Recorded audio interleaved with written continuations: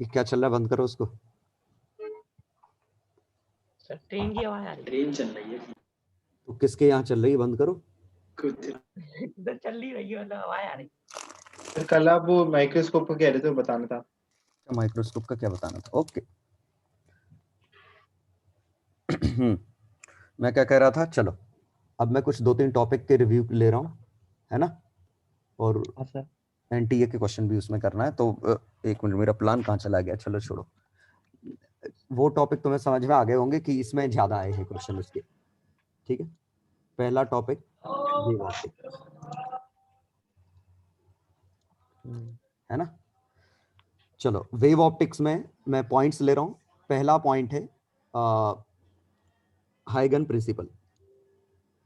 हाइगन principal simply कुछ नहीं है, ये concept of second wave front है। वेव फ्रंट क्या चीज है? वेव फ्रंट एक सरफेस है, locus of particles in phase या पॉइंट इन फेज। पहला पॉइंट, ठीक है? तो अगर एक पॉइंट है तो इसका वेव फ्रंट ऐसे बनेगा, स्फीयर बनेगा, ठीक है? अगला वेव फ्रंट ऐसे स्फीयर बनेंगे, और इन दोनों के बीच में अगर मैक्सिमा है तो लैम्डा का गैप होगा। क्लियर? लाइन सोर्स है तो सिलेंडर बनेंगे, लाइन सोर्स है तो, प्लेन सोर्स है तो फ्लैट सरफेस बनेंगे। दिक्कत तो नहीं? No sir. है ना? इन पर से क्वेश्चन जनरली एक ही तरह का आता है ना? वो मैं समझा देता हूं। तो वेव फ्रंट का शेप दिया होगा, इस पे जो क्वेश्चन आएंगे, इसमें क्वेश्चन 1 आएगा। हाँ, वेवलेट्स, वो छोड़ो, wavelets shape of wave front पर से क्वेश्चन आता है, और वो कैसा होगा? ये लेंस दिया होगा और इनपुट वेव फ्रंट दी होगी, आउटपुट वेव फ्रंट पूछा होगा। तो इनपुट वेव फ्रंट ऐसी दी है, ये फोकस पे रखा है, और आउटपुट वेव फ्रंट पूछी है। तो बना लोगे रे डायग्राम से। हमेशा क्या करना कि वेव फ्रंट के परपेंडिकुलर रे डायग्राम होगा। तो ये रे भेजो, ये रे भेजो, इसके बाद पैरेलल हो जाएगी। यस सर, कोई दिक्कत तो नहीं? डायग्राम बना के सोच लेना है। बिल्कुल, रे डायग्राम बना के सोच लो। अब इसी में अगर मान लीजिए हमने इसमें प्रिज्म बना दिया होता है, अब पूछा होता अब क्या होता, तो हम पहले क्या करेंगे? रे डायग्राम बना लेंगे। क्लियर? और फिर इसके बाद उसके परपेंडिकुलर। ठीक, कोई दिक्कत तो नहीं? नहीं। और अगर इसके बाद भी अगर हम थोड़ा और करना चाहें तो इसमें अगर हमने एक लेंस भी लगा दिया वापस से, तो ये वापस से रेज इकट्ठी हो जाएंगी, और वेव फ्रंट का शेप कोई दिक्कत तो नहीं? सर इसमें क्रोमैटिक पे डिपेंड नहीं करेगा उसमें? ये क्रोमेटिक क्या चीज है? मोनोक्रोमेटिक वेव, सिंगल वेवलेंथ की बात कर रहे हैं हम, ठीक है ना? और एक इंपॉर्टेंट कॉन्सेप्ट इसमें क्या है कि ये सभी फेज में है, और फेज में लॉजिकली सोचना बहुत ही आसान है। सोच सकते हो लॉजिकली कि ये फेज में कैसे है? क्योंकि जो डिस्टेंस इसने कवर अप किया, एक मिनट कलर चेंज कर लूं, जो डिस्टेंस इसने कवर अप किया वही इसने, तो बराबर टाइम लैग आया। और जब हम यहां गए तो ये सभी फेज में थे, जो डिस्टेंस इसने कवर किया, इसने ऑल दो ज्यादा डिस्टेंस कवर अप किया है, लेकिन इसने एयर में ज्यादा किया, मीडियम में कम है। क्लियर? तो इस तरह ये बराबर है। यहां देखो, इसका डिस्टेंस कम है, इसका डिस्टेंस ज्यादा है, लेकिन दोनों का ऑप्टिकल पाथ डिस्टेंस सेम है। क्लियर? कंपेंसेट हो जाएगा। ओके सर, कंपेंसेट हो जाएगा। यही वजह है कि जब इस पॉइंट पे ये सभी एक साथ कलेक्ट होंगी तो ये ऑल इन फेज होंगी। इसका मतलब कंस्ट्रक्टिव इंटरफेरेंस होगा, और कंस्ट्रक्टिव इंटरफेरेंस होना ही इमेज फॉर्मेशन की कंडीशन है। रियलिटी ये है। आप सोचो कि अगर ये रेज होती और सभी एक इधर होती, एक का फेजर इधर होता, एक का फेजर इधर, तो वो तो कट जाती, फिर तो इमेज हमें दिखती ही नहीं। हाँ सर। कंस्ट्रक्टिव इंटरफेरेंस होना और इमेज बनना एक ही चीज है। क्लियर? तो जो हम रे ऑप्टिक्स से कहते हैं कि पूरा बंडल एक जगह इकट्ठा होना चाहिए, ये पॉइंट कहते हैं। वेव ऑप्टिक्स उसी में क्या कहता है कि सभी के सभी एक जगह इकट्ठे हो रहे हैं तो वो फेज में होंगे। हाँ सर, हाँ। ऑटोमेटिकली इस तरह होगा कि वो फेज में ही होंगे, कंस्ट्रक्टिव इंटरफेरेंस ही आएगा। चलो क्लियर? जी सर। पॉइंट आ गया समझ में? चलिए जिस परपेंडिकुलर लाइंस वाला वेव फ्रंट है सर, ये सेकेंडरी है? नहीं, सब वेव फ्रंट है। नहीं, सेकेंडरी सेकंड प्राइमरी सेकेंडरी भी था एक उसमें। प्राइमरी सेकेंडरी ऐसा होता है। उन्होंने ये कहा था ये वेव फ्रंट बनती कैसे है ना, तो उन्होंने वेव फ्रंट का कॉन्सेप्ट ये कहा था। चलो पहला मिटा दूं, ये समझ में आ गया, ये याद कर लो। स्क्रीनशॉट लेते जाओ चाहो तो। जी ठीक है, ग्रुप पे भेज देना। हाँ ग्रुप पे भेजते जाओ। तो वेव फ्रंट का शेप अगर निकालना है तो बहुत ही फर्जी काम है। सीधे रे डायग्राम बनाओ, शेप निकाल लो, खत्म। अब कई बार ये काफी इंटरेस्टिंग क्वेश्चन बन जाते हैं, इसी से शेप ऑफ वेव फ्रंट का एक क्वेश्चन बता रहा हूं। अब देखो, ये हमारा एक मीडियम है ना, इसी का म्यू वेरिएबल है और इसका म्यू यहां हाई है, यहां म्यू लो है। अब हमने ये बीम डाली। अब बहुत ही इंटरेस्टिंग केस है। अब रे ऑप्टिक्स कहती है कि नॉर्मली गिर रही है तो सीधे निकल जाना चाहिए, लेकिन प्रैक्टिकली ये रे सीधी नहीं निकलती। कोई बता सकता है किस तरफ निकलेगी? ऊपर की तरफ। ऊपर की तरफ। क्योंकि वेव फ्रंट बनेगी इसकी ऐसी बनेगी, हाँ लेकिन सर। अब जो सेम लोकस वाले ये डिस्टेंस नीचे कम bend कवर अप कर पाएगा, ये सोचो ज्यादा कर देगा। क्या हाँ, कर लेगा?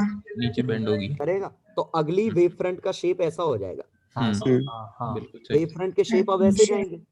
अगर वेव हम्म। फ्रंट के शेप ऐसे जाएंगे तो रे डायग्राम ऐसा होगा। नीचे बेंड करेगी। अच्छा हाँ ठीक है। अब आया समझ में? और ये रे ऑप्टिक्स फेल हो गया इसमें। रे ऑप्टिक्स में तो लगता है नॉर्मल जा रहा है तो सीधे निकल जाएगी, लेकिन जब एक्सपेरिमेंट करके देखा तो रे मुड़ी थी, जिससे अच्छा। और नहीं तो ये मिराज का केस ये सब बनता कैसे हाँ उसका भी वही होता है। है ना? हाँ जैसे याद करो, एक मिनट, ये याद करो, मैंने क्वेश्चन कराया था रे ऑप्टिक्स में म्यू कम होता जा रहा था और ये रे मैंने कहा था इसके बाद ये वापस आ जाएगी TIR। हाँ बताया था वो आपने। वापस हाँ, आ सर। जाएगी की वजह यही है। अच्छा हाँ है ना? हम्म। तो ये यूटिलिटी आई समझ में कि वेव फ्रंट की यूटिलिटी से हमने म्यू वेरिएबल था वहां बड़ी आसानी से हमने बता दिया कि क्या होगा। सर हमारा रे ऑप्टिक्स में ऐसा क्वेश्चन आ जाए नॉर्मल गिर रही है तो अपन तो सीधी मानेंगे ना? हाँ रे ऑप्टिक्स में, लेकिन अगर म्यू वेरिएबल है तो हम सीधे नहीं मानेंगे। वो तो रे ऑप्टिक्स में म्यू कांस्टेंट ही होता है ना क्वेश्चंस में। Yes sir. हाँ अब म्यू कांस्टेंट है तो सीधे निकलेगा क्योंकि ये फिर बराबर डिस्टेंस कवर अप करते। Yes sir. ठीक है, क्लियर पॉइंट? मतलब रे ऑप्टिक्स का क्वेश्चन। हाँ म्यू कांस्टेंट तो वो रे ऑप्टिक्स से भी सॉल्व हो जाएगा। सर अगर Clear? म्यू वेरिएबल है इस पे भी डिपेंड नहीं करेगा ये? म्यू वेरिएबल है, इस पे मतलब म्यू कैसे वेरिएबल है वो उस पे डिपेंड उस पर डिपेंड करेगा ना, बिल्कुल। अगर म्यू ऊपर हाई नीचे लो होता तो उल्टा मुड़ जाता। नहीं मतलब जैसे ये वेरिएशन जो है ऊपर नीचे ये यूनिफॉर्म नहीं है तो बिल्कुल ये करेगा, बिल्कुल करेगा, करेगा, अंडरस्टूड है, करेगा।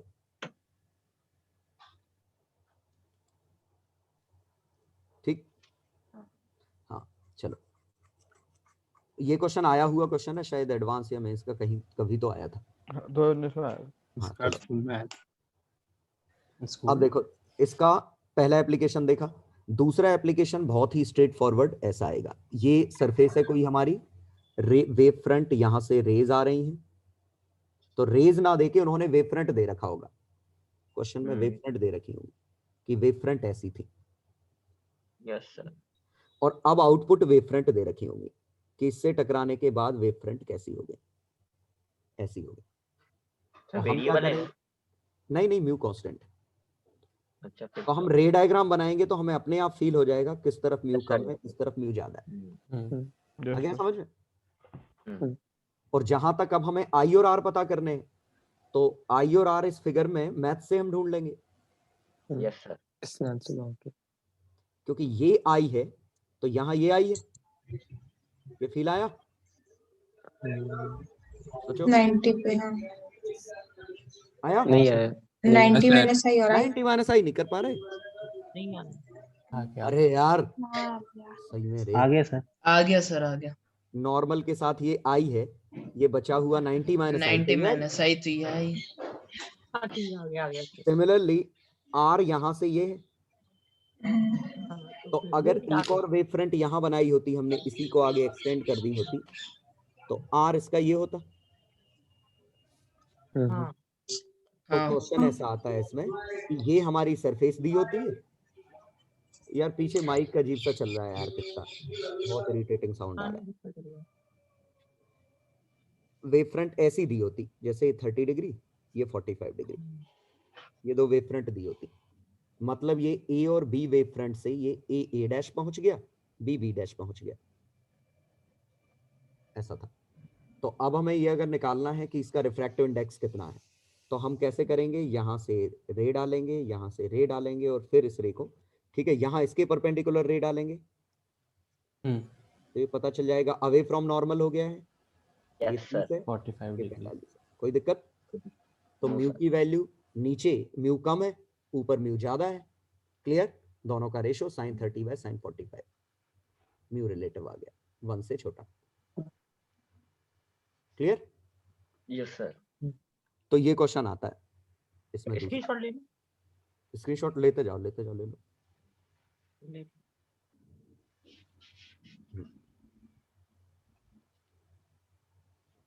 ठीक। तो हाइगन प्रिंसिपल में तो यही दो क्वेश्चन आते हैं, तो दोनों मैंने बता दिए।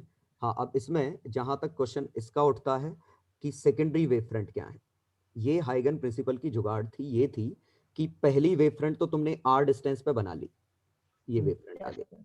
अब क्या इन्होंने कहा था कि इस वेव फ्रंट पे जितने पॉइंट है ये सब सोर्स है, हाँ, तो इनकी अलग से तो सेकेंडरी इनकी अपनी वेव फ्रंट बनेगी।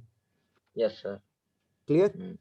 और इन पे जो कॉमन टेंजेंट डलेगा वो नई वेव फ्रंट होगी, यस सर। ऑब्वियसली सर्कल होगी, फिर नए सोर्सेस बनेंगे, फिर कॉमन टेंजेंट डलेंगे, वो नई वेव फ्रंट होगी। तो ये स्कूल में आता है, तो स्कूल में कैसे लिखना है वो मैं बता दूंगा बाद में। सर ये वाली बात थोड़ी चली नहीं कि ये जो सर्कल है ना, इस वाले पॉइंट पे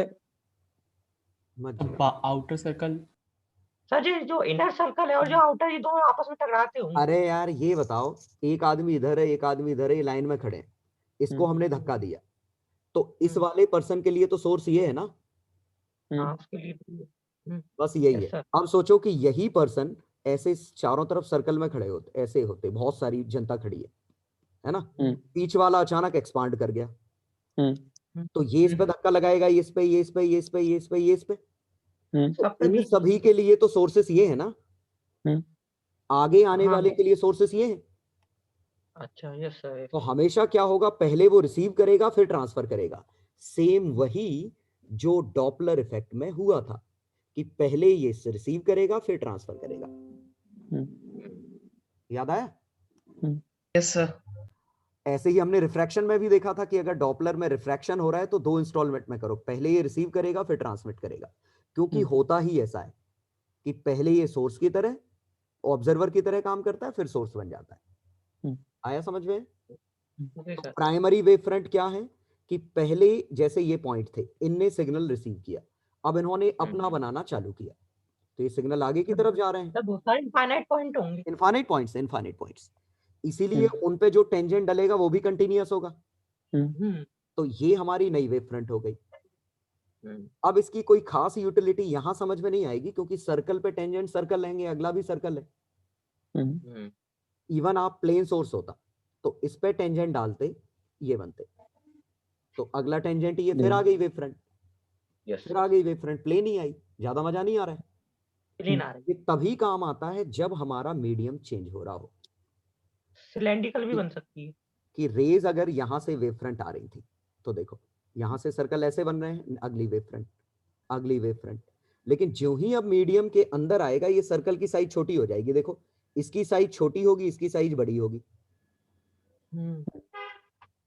यहां से देखो, यहां से ऐसे सोचो कि यहां से अब हम सर्कल बनाते, इसका सर्कल, तो जब ये यहां सर्कल इसका पहुंचता, इसका सर्कल छोटा बनता क्योंकि मीडियम के अंदर है। अब जो कॉमन टेंजेंट डलता वो तिरछा होता, मुड़ गई रे। ठीक है, तो ये स्कूल का हाँ स्कूल का पढ़ेंगे तब अपन इस बारे में बात करेंगे। ठीक है, वेव फ्रंट की यूटिलिटी क्या होती है? डेंसिटी की वजह से छोटा अरे वेव फ्रंट से ये प्रूव कर दिया ना कि रे क्यों मुड़ती है।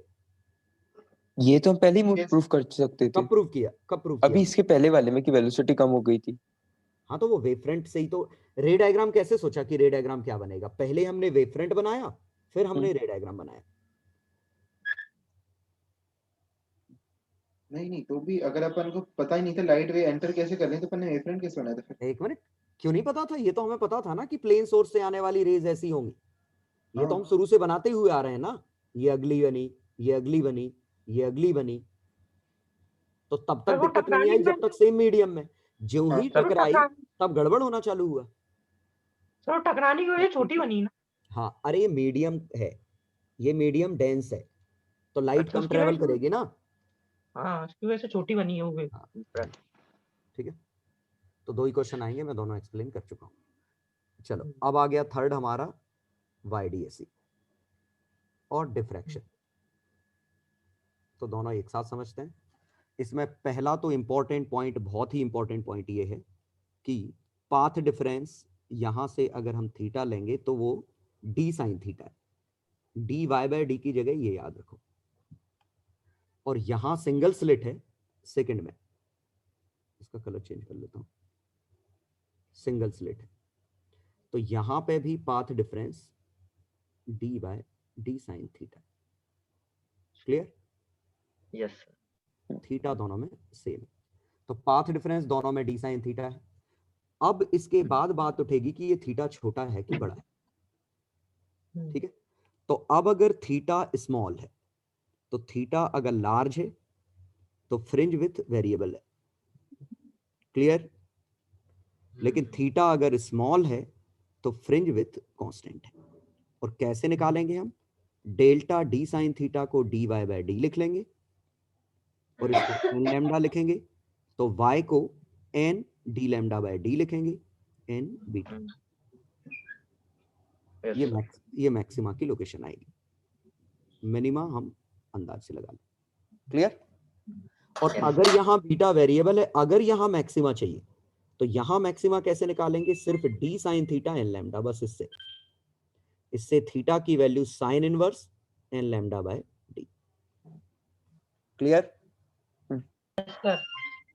और यहाँ मैक्सिमा तो हम सीधे सीधे निकाल पा रहे हैं, तो याद रखना।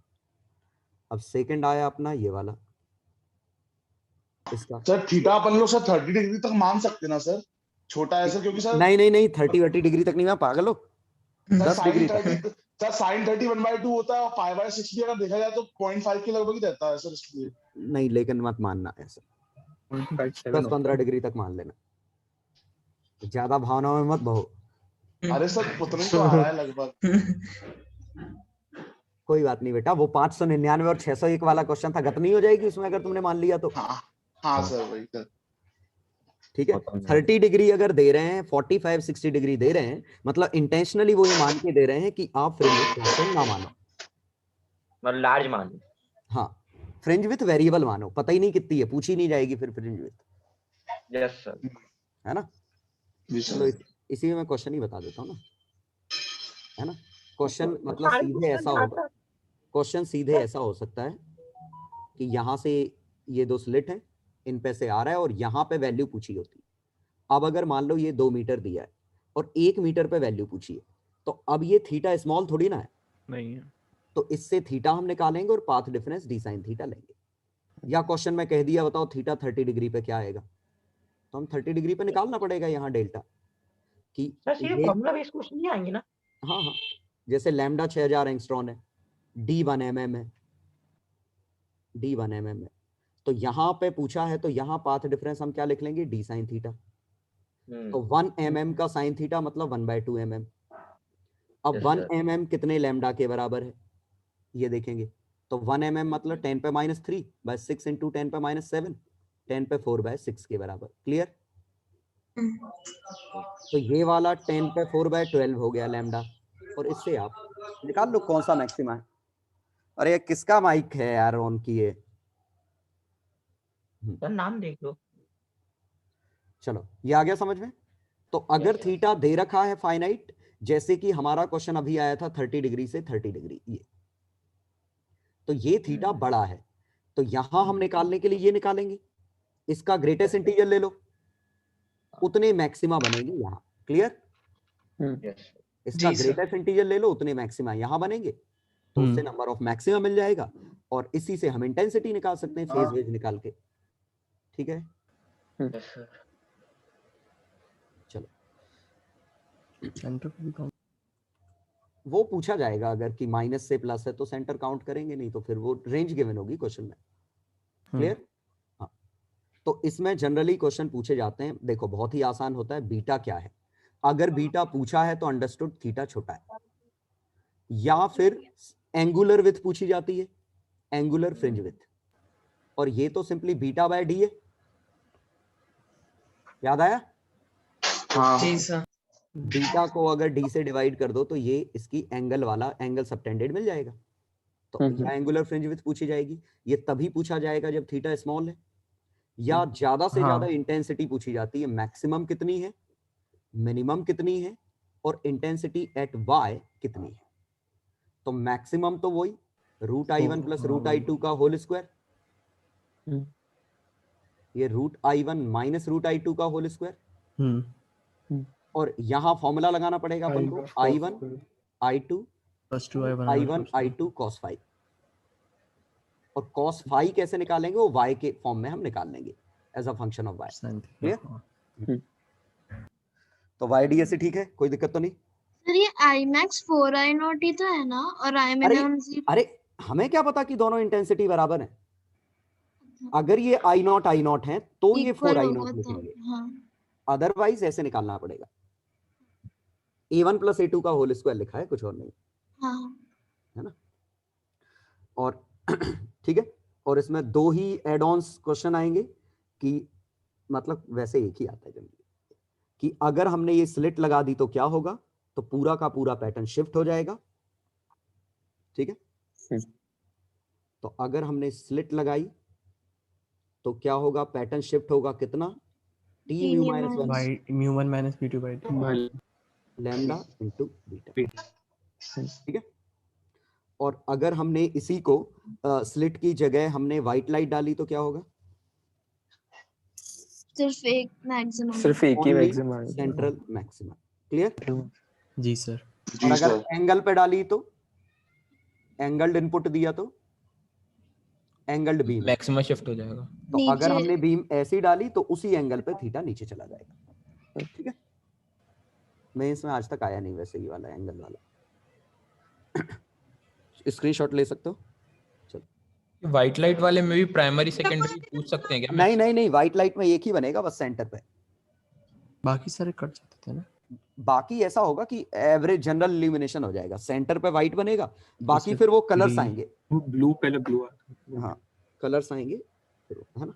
सर बाहर कोई मीडियम होगा, उससे कोई फर्क नहीं पड़ेगा ना?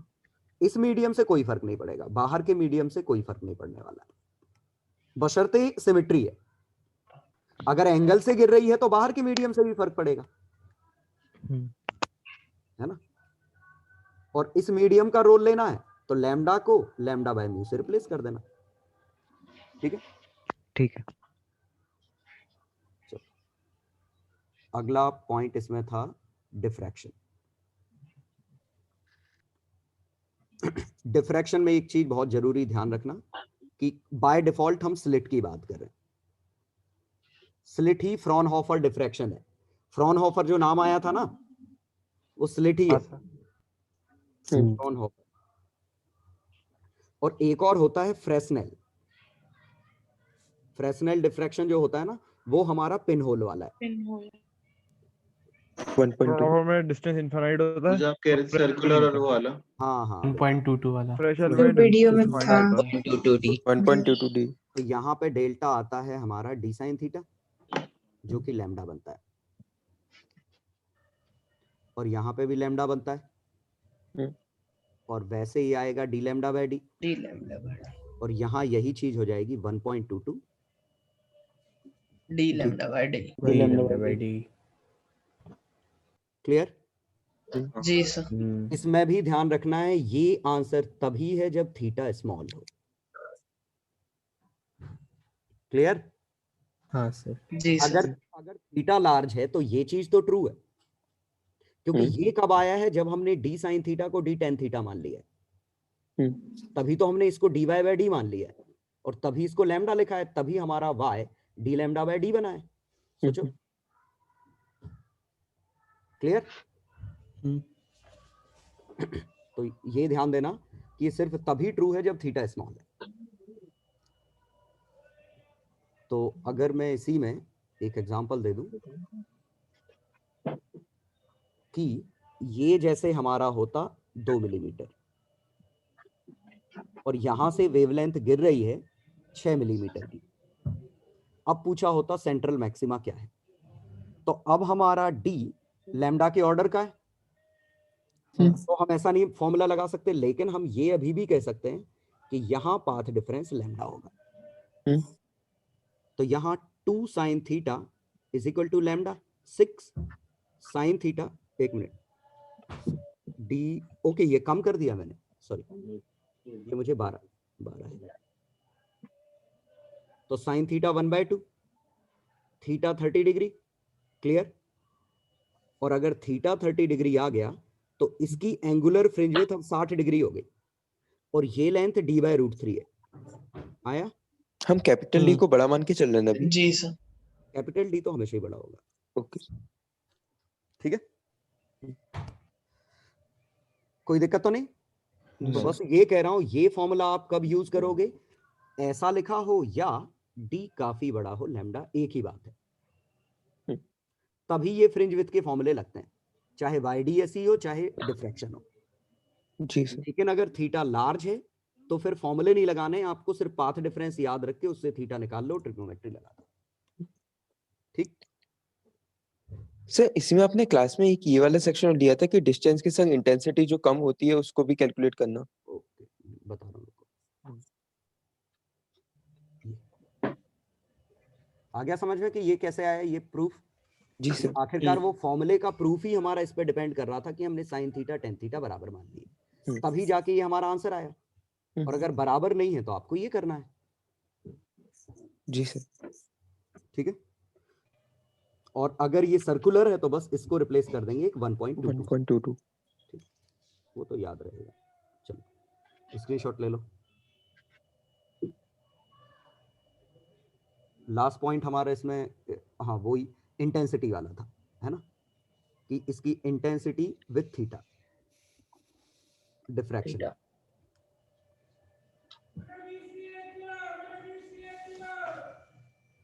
तो किसी भी थीटा पे जो इंटेंसिटी आई है, intensity at theta I0 sin theta by theta का होल स्क्वायर टाइप का है। अब थीटा यही है, क्योंकि ये थीटा फेज वाला थीटा होना चाहिए। थीटा बाय 2 बता दो। नहीं, वो फेज वाला थीटा होना चाहिए, पूरे sin का phi थीटा। by 2। थीटा नहीं है वो, दरअसल I है I0 sin phi by 2 upon phi by 2 whole square, ऐसा कुछ है। ऐसा है। फाई क्या है? फेज डिफरेंस, और फाई की वैल्यू है d sin theta into 2 pi by lambda. ये समझ में आया? d sin theta actually path difference है, तो फेज कैसे निकलेगा ऐसे। लेकिन ये फॉर्मूला याद रखने की जरूरत नहीं है, नहीं पूछा जाएगा। आपको सिर्फ ये याद रखना है इसमें कि जो सेकेंडरी मैक्सिमा है वो काफी कमजोर होता है। ये I0 है, ये I0 बाय 22 होता है। तो माइनस क्यों हुआ? माइनस कहाँ है? इनटू है रे वो। वही तो, हाँ ठीक है। और वजह इसकी sin थीटा बाय 2 की ये है कि अगर ये फेजर और इस फेजर के बीच में, ए और बी के बीच में एंगल थीटा है, ए ये है, बी ये है, अगर इनके बीच में एंगल फाई है, तो फेजर सभी दरअसल ऐसे बने हैं। तो इन सभी का एवरेज निकालोगे तो ये जो एवरेज आएगा वो आएगा a sin phi by 2, ये एवरेज आएगा अपॉन 5/2, सॉरी एवरेज ही ये आता है इनका। तो एवरेज ही जब ये आएगा तो उसका स्क्वायर इंटेंसिटी होगी। इसी में सोच लो कि अगर ये फाई 90 डिग्री 180 डिग्री होता तो ऐसा बनता, तो एवरेज आता a बाय 2/पाई। देखो ये आता है एवरेज, सही है? सही है। और अगर 360 हो जाता तो ये एवरेज मर जाता, 0 हो जाता। 0। हाँ। इस वजह से ये फॉर्मूला आया। ठीक है सर, इसमें एक ये जो हमारा फाई अगर 5π/2 होता है तो फिर दो मतलब 2π कट जाते हैं, फिर एक लास्ट में π/2 बचता है। तो आपने बताया था 1/25 टाइप्स हो जाता है। लेकिन डिनोमिनेटर भी बदल जाएगा ना। फाई की वैल्यू एक बार तुम पाई रखो, 2 पाई रखो, एक बार फाई की वैल्यू कितनी पाई रखी, एक बार फाई की वैल्यू 3 पाई रखो, तो न्यूमरेटर भले सेम रहेगा, न्यूमरेटर में तो ए ही बनेगा, अच्छा ए या माइनस ए, लेकिन डिनोमिनेटर में पाई और 3 पाई आ जाएगा ना, स्क्वायर करोगे तो 1 और 1/9 बनेगा ना, ये 1/पाई स्क्वायर बनेगा, ये 1/9 पाई स्क्वायर बनेगा। अच्छा आगे समझ में क्या कह रहा हूँ? जी सर, समझ गया सर। इसी वाले एक्सप्रेशन में डिस्टेंस का भी रोल ऑटोमेटिकली आ गया है ना? क्या डिस्टेंस का रोल, कि डिस्टेंस ज्यादा बढ़ाने से हमारी इंटेंसिटी कम हो जाती है 1/d स्क्वायर से। एक मिनट, अब जरा इसका देख लें कि फाई यहाँ 4i0 आएगा शायद आगे, है ना फॉर्मूले में, क्योंकि फाई टेंडिंग टू 0 पे, नहीं आंसर कितना है, ओके ये i0 सेंटर वाला है, i0 सेंट्रल है, ठीक है सही है, नहीं करने की जरूरत, i0 ही हमने इसको डिफाइन किया है, इसमें सेंटर वाले को i0 डिफाइन किया, तो फाई 0 रखने पे i0 आंसर है, थीटा बाय थीटा, ठीक है। वैसे मैं रिकमेंड नहीं करता उसको याद करना, जरूरत नहीं पड़ेगी कभी।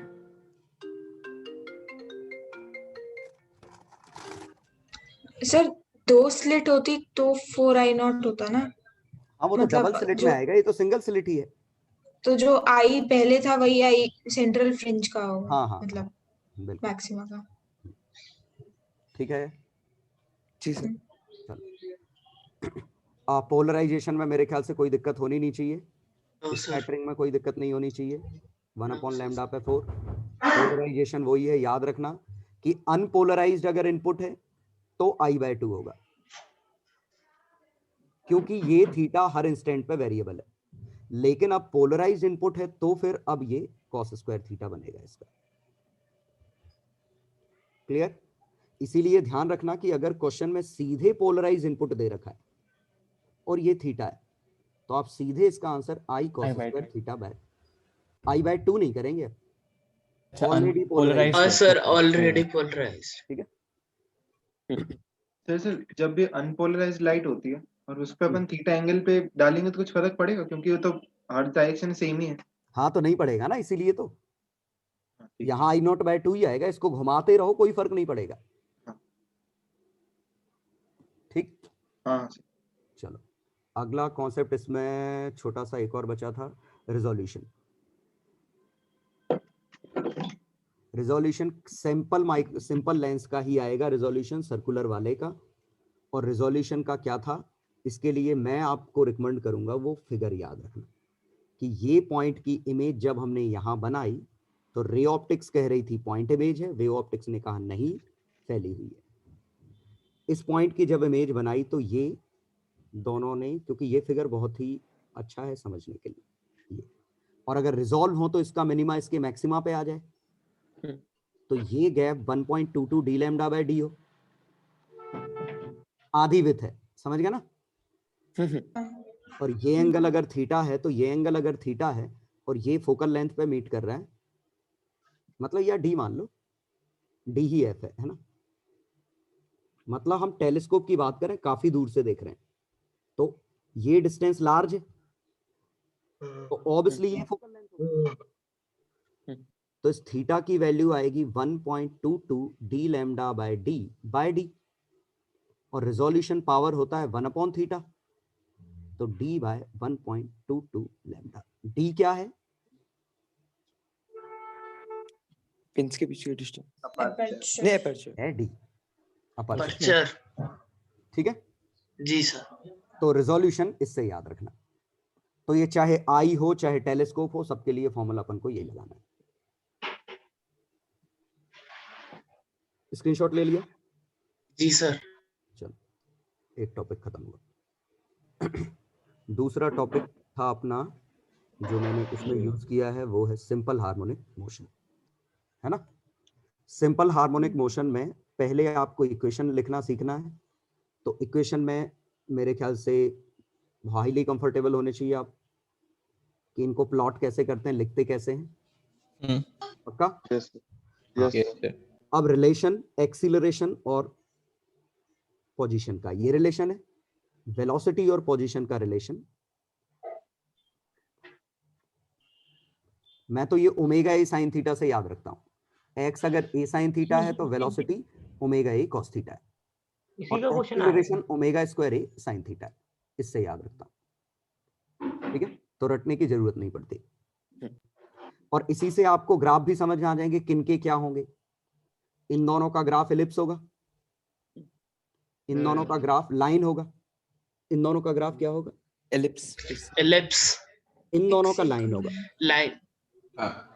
दोनों साइन के फंक्शन है। ठीक है। तो एलिप्स के क्वेश्चन बताए थे। एलिप्स के काय में आए थे? मतलब मेंस के सेट में आया था ये एलिप्स एक्स और बी का कर्व। हाँ, तो कर लोगे, इसमें कोई दिक्कत नहीं। No sir. हाँ, अब इसमें मैक्सिमम स्पीड क्या होती है वो ऊपर वाले फॉर्मूले से ही समझ में आ रहा है। ये काफी क्वेश्चन पूछे जाते हैं इस पर से। ये तो समझ गए, ये वो मिनिमम फ्रिक्शन या कांटेक्ट छोड़ने वाले क्वेश्चन, इन सब में इसकी जरूरत पड़ेगी। Yes sir. तीसरा आया एनर्जी का, तो kinetic energy plus potential energy total energy, और ये कांस्टेंट है, और इस कांस्टेंट की वैल्यू चाहे आप हाफ के स्क्वायर लिखो चाहे हाफ एम ओमेगा स्क्वायर के स्क्वायर लिखो, एक ही है। एनर्जी का बहुत बड़ा use to find time period, बहुत बड़ा यूज है। एनर्जी का यूज करेंगे टाइम पीरियड निकालने में। फिलहाल एनर्जी में बस क्या मैं आपको याद दिलाना चाह रहा हूं, ये याद रखना कि अगर ये a/3 पे है तो यहाँ पे इसकी काइनेटिक एनर्जी और पोटेंशियल एनर्जी, तो पोटेंशियल एनर्जी टोटल बाय 9। तो ये 8u, तो यहाँ वेलोसिटी ओमेगा ए का √8/9। क्लियर? कन्वर्ट कर लोगे आपस में? जी सर। Yes sir. तो ये तो अपना इक्वेशन से रिलेटेड काम हो गया। और इसमें मैंने बहुत इंपॉर्टेंट, चलो अगले में ले लेता हूँ, स्क्रीनशॉट लेना चाहो ले लो, फर्जी है वैसे भी है। सर एनर्जी का टाइम पीरियड से क्या कह रहे थे? अब लिख रहा हूँ अगला पॉइंट वही। चलो अगला पॉइंट इसी में फाइंडिंग टी। तो इसमें पहले तो अगर फोर्स दे रखा है, ठीक है, फोर्स फंक्शन ऑफ एक्स है, ठीक है, तो ये प्योर SHM होगा if f of x is equal to minus kx। Alpha minus beta x. Clear? Yes sir. x equal to alpha by beta. Clear? Approx SHM होगा about x equal to stable equilibrium position. याद आया?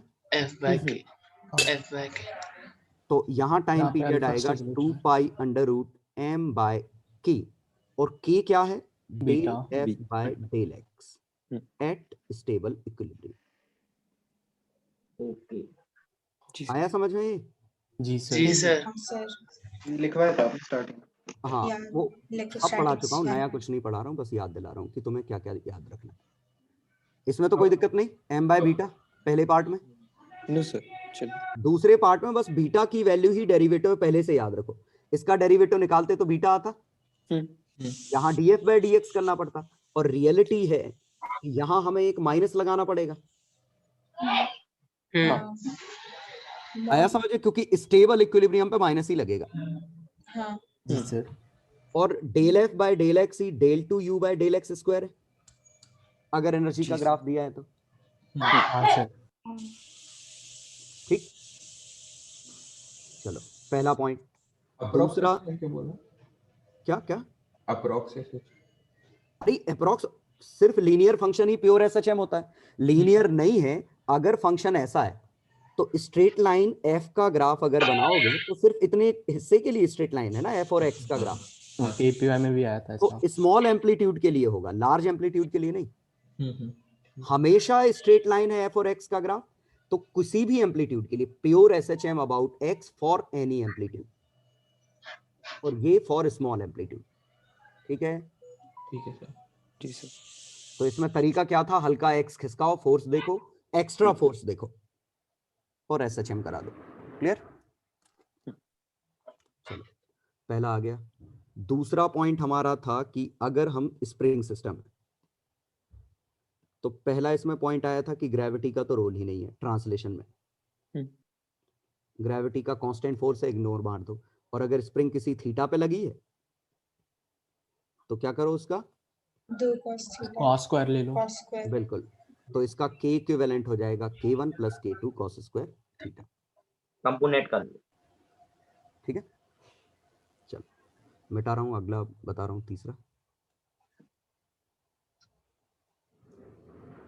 तीसरा हमारा आया इसी में कि अगर सिंपल पेंडुलम, ये बहुत पूछते हैं ये लोग, सिंपल पेंडुलम, टॉर्शनल पेंडुलम और फिजिकल पेंडुलम। तो सिंपल पेंडुलम है 2π√L/g, और सिंपल पेंडुलम कब है?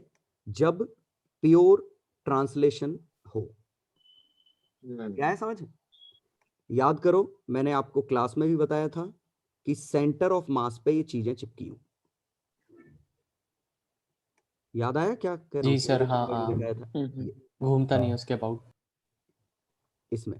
तो इसमें एल इफेक्टिव क्या है? सेंटर ऑफ मास से डिस्टेंस, तो इसमें रोटेशन नहीं हो रहा है। टॉर्शनल बिल्कुल ही अलग चीज है। टॉर्शन में तो जनरली ऐसे ही कुछ बनेगा, ऐसी टाइप का फिगर और ऐसे होगा, तो ये हमारी एक्सिस ऑफ रोटेशन है। इसमें क्योंकि बस 2π√I/c में I किस एक्सिस के अबाउट लेना है ये ध्यान रखना, c तो गिवन होगा, और एनर्जी इसमें half c theta square half I omega square constant. Clear? हाँ, सिंपल पेंडुलम में टेंशन से रिलेटेड चीजें पूछी जा सकती हैं। तो टेंशन मैक्सिमम कितनी है? mg + mvmax ²/L। कोई दिक्कत तो नहीं? Last No, physical sir. Pendulum है, और इसका फॉर्मूला क्या था? फॉर्मूला याद रखो, बेहतर है। 2π√, बोलो,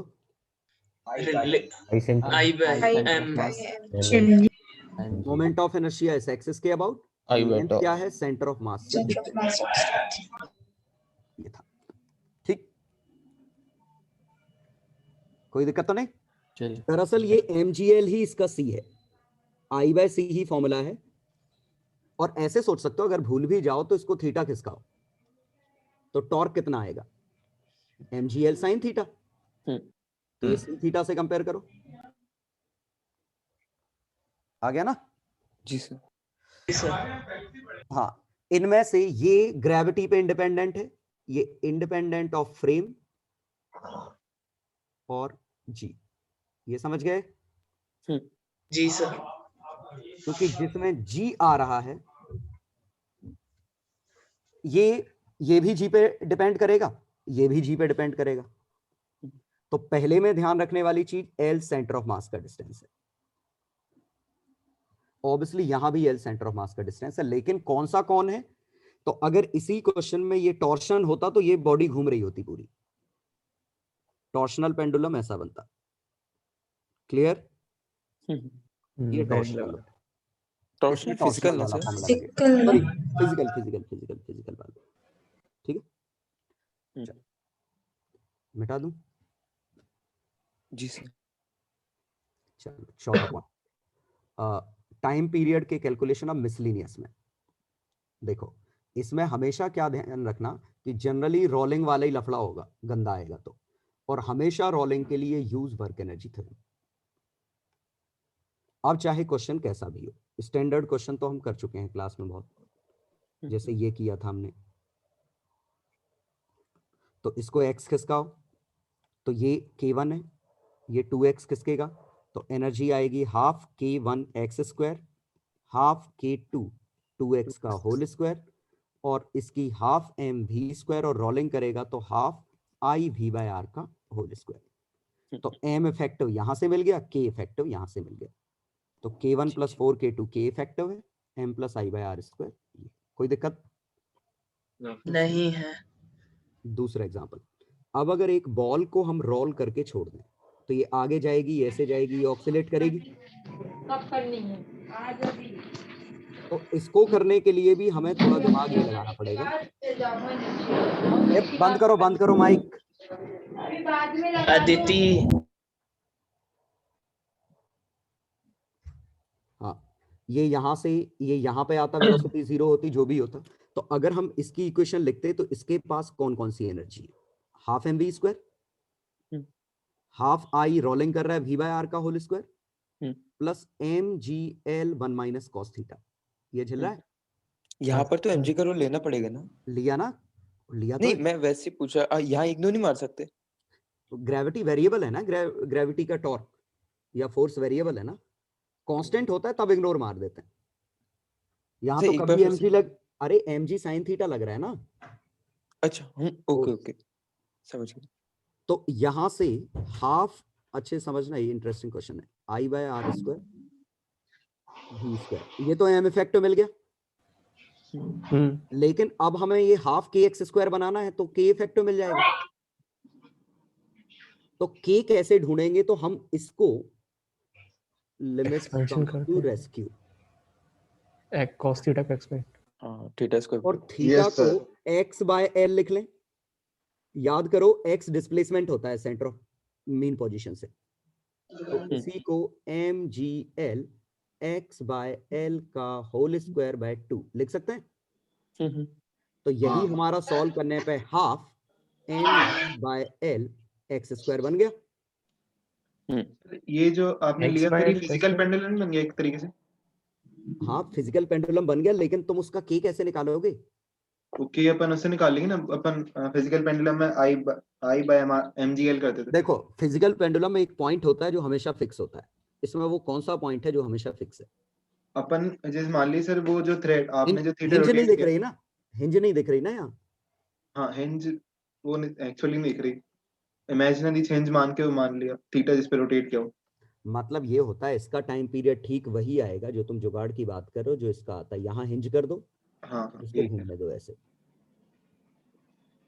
ठीक है। लेकिन इसमें एक छोटा सा लूप होल है, क्योंकि इस हिसाब से ये अनस्टेबल इक्विलिब्रियम है, इसके अबाउट घुमाओगे।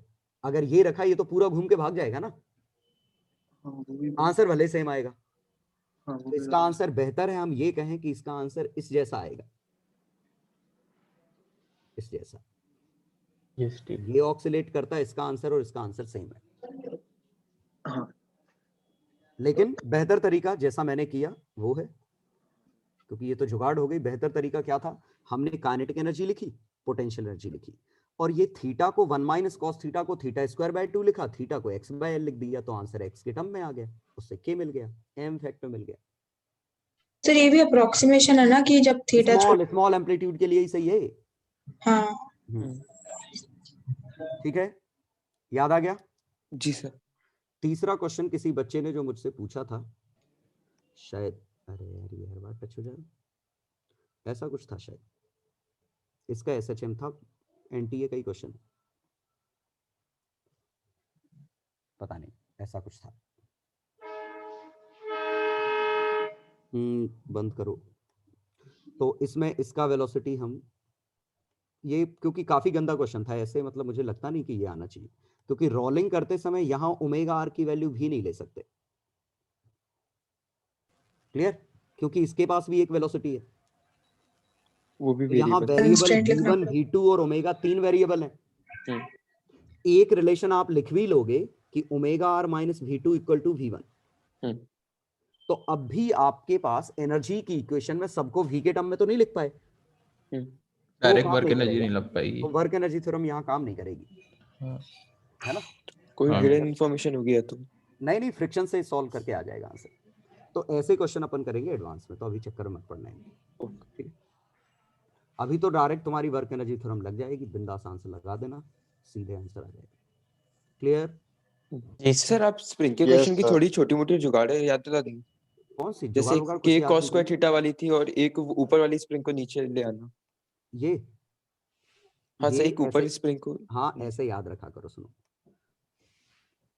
अगर इसको तुम यहाँ ले आए, या देखो भूल जाते हैं कि क्या करना है, तो इन दोनों का ये K1 है, ये K2 है। अगर आंसर सेम आना है तो रिलेशन क्या होना चाहिए? तो इसका आंसर आएगा K2/4। हाँ, इसको x खिसकाओ, ये x/2 खिसकेगा, kx/2 kx/4 आएगा, kx/4। हाँ, और इस पे x खिसकाने पे सीधे K2x फोर्स आ जाएगा।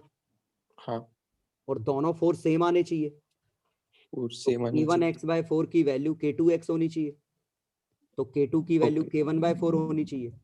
मतलब आप बिंदास इसको उठा के यहाँ लगा दो, K1/4 कर दो। ओके, ठीक है जी सर। सर वो लेफ्ट राइट में K2 लेफ्ट राइट में रखा हो इसलिए फर्क नहीं पड़ता अगर क्योंकि अगर फोर्स एक इधर है फर्क ही नहीं पड़ता, तो इधर चिपक जाएंगे। हाँ एक ही चीज है। देखो ये तो कॉमन सेंस है कि अगर एक स्प्रिंग यहाँ है और एक स्प्रिंग यहाँ है, आंसर सेम आने वाले हैं दोनों के। और अगर दोनों में लगा दो तो इनको कंबाइन कर लो, K1 K2, ये सीरीज में है। सीरीज में कैसे कहा मैंने? क्योंकि टेंशन दिख रहा है वो तो सेम लग रहा है, फोर्स सेम है इसलिए। हाँ तो ये K इक्विवेलेंट ही आ जाएगा। क्लियर? अब इसी में अगर मैंने एक और K3 ले लिया होता तो K3/4 नीचे उतार ले। हाँ तो फिर हम K इक्विवेलेंट ऐसे बहुत गंदा है तो अपन ऐसे लिख लेते 1/K1 1/K2 K3 4/K3 Hence proved? Yes sir. Hence proved sir. आगे जुगाड़ याद? यस सर आ गया। चलो तो SHM में बस इतनी जुगाड़ याद रखनी है, तुम्हारा काम हो जाएगा पूरे में। ठीक है? सर एक वो K cos square थीटा वाली भी बताया तो अभी K cos square थीटा बता तो दिया एक बार। बता दी सर, वो इनिशियली बताया, समझा नहीं। ये पहले ही बता चुका था, अब मैं प्रूफ नहीं बताने वाला हूँ इनकी। ये बताया था कि ये अगर ऐसे SHM करेगा तो इसका answer 2π√m/K cos square theta होगा। तो प्रूफ वही WP से ही है ना? x का cos थीटा लेते थे। ये x किसका होगी? x cos थीटा खिसकेगा तो एनर्जी इसकी stored half K x cos theta square होगी। ओके तो K cos स्क्वायर कॉमन आ गया। ठीक है? Thank you sir. तो एक डिस्प्लेसमेंट और एक फोर्स है ना? हाँ कौन सा? अब इसमें हाँ अगर इसमें वैसे ये तो आते नहीं कभी क्वेश्चन, लेकिन फिर भी वर्क पावर एनर्जी से रिलेटेड SHM वाले क्वेश्चन है तो हमेशा स्टेप वही है, find mean position, assume spring at natural length at mean position and extreme position. Now use half K square equal to half mv square plus half kx square. ठीक है? तो ये पॉइंट था, तो ये तरीके थे इसको करने के। कोई दिक्कत तो नहीं? चलो हाँ सर। चलो थर्ड है न्यूक्लियर फिजिक्स, जिसमें बहुत याद रखने वाली चीजें ही नहीं है। पहला है साइज ऑफ न्यूक्लियस, भूल मत जाना। कैसे निकालते हैं?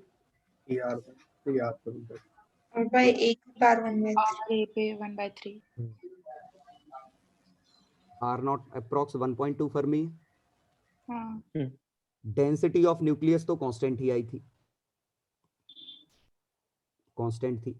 और कैसे निकालोगे? 1 AMU को वॉल्यूम 4/3 पाई r क्यूब से डिवाइड कर दोगे। क्लियर? कांस्टेंट थी, वैल्यू तो शायद नहीं पूछी जाएगी। हाँ। तीसरा आया बाइंडिंग एनर्जी ऑफ न्यूक्लियस, और ये क्या था? Mass of proton times z, a माइनस z times mass of neutron minus mass of atom c square by a। Clear? जी सर। c square 931। हाँ, और c स्क्वायर की इफेक्ट ले लोगे 931 वाले से। ध्यान रखना AMU में है तभी 931 लेना, कभी भी मत ले लेना। और 931 के साथ यूनिट याद रखना। इसी में निपट गए। मेगा इलेक्ट्रॉन ये है दरअसल। ठीक, और ये इलेक्ट्रॉन मत भूल जाना। आंसर अगर जूल में है तो इसको कन्वर्ट करना पड़ेगा 1.6 10 to -90। तो पहला तो ये न्यूक्लियस की प्रॉपर्टी हो गई इसमें, तो इसमें तो पक्का भूलने वाली कोई बात नहीं है। दूसरा आ गया डिके, वो रिएक्शन फीजिबिलिटी और क्यू वैल्यू। तो क्यू वैल्यू दो तरीके से, mass of reactant, mass of product, c square.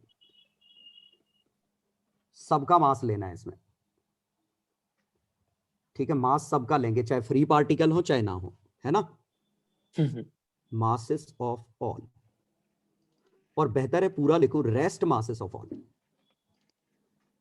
ठीक है, ऑल न्यूक्लियाई एंड पार्टिकल्स। और अगर आप binding energy of reactant minus binding energy, जो क्या है, प्रोडक्ट माइनस रिएक्टेंट करते हैं, ये क्यू वैल्यू, इसमें फ्री पार्टिकल की बाइंडिंग एनर्जी 0। ये दूसरा पॉइंट था। तो ये तो मेरे ख्याल से कैलकुलेशन कर ही लोगे, इसमें कोई दिक्कत नहीं है। थर्ड आया डिके, इसका थर्ड पॉइंट है डिके। दो तरह के डिके थे, मतलब अल्फा बीटा, गामा का तो कोई मतलब ही नहीं है, तो निकलनी है। Yes sir. वो तो उधार बैठा रहता है, हमेशा निकलता है वो तो। हाँ, और अल्फा डिके क्या था, ए से बी अल्फा, और ये मास के इनवर्स रेशियो में बटेगी क्यू वैल्यू, तो kinetic energy of alpha is Q into mass का इनवर्स रेशियो। कोई दिक्कत तो नहीं? No sir. No sir. और बीटा, अगर ए से बी में प्लस बीटा, और kinetic energy of beta is equal to Q value, लेकिन plus energy of gamma plus energy of neutrino या एंटी न्यूट्रिनो कुछ निकलेगा। दैट्स वाई बीटा का कंटिन्यूअस कर्व था, याद है कंटिन्यूअस कर्व? जी सर। इसका डिस्क्रीट हाँ, वो एंटी न्यूट्रिनो निकल रहा था। बीटा में पार्टिकल्स और भी निकलेंगे। तो डिके में जनरली ऐसे ही क्वेश्चन आते हैं, सीधे क्यू वैल्यू और काइनेटिक एनर्जी पूछी जाती है। सर मासेस से और बाइंडिंग एनर्जी से अलग अलग क्यू वैल्यू आ रही है क्या, मतलब? नहीं नहीं, सेम आएगी, सेम आएगी, बिल्कुल सेम आएगा, एग्जैक्ट। वो तो दो फॉर्मूले हैं, अगर मासेस दिए हैं तो ऊपर वाला, क्यू वैल्यू दी तो नीचे वाला।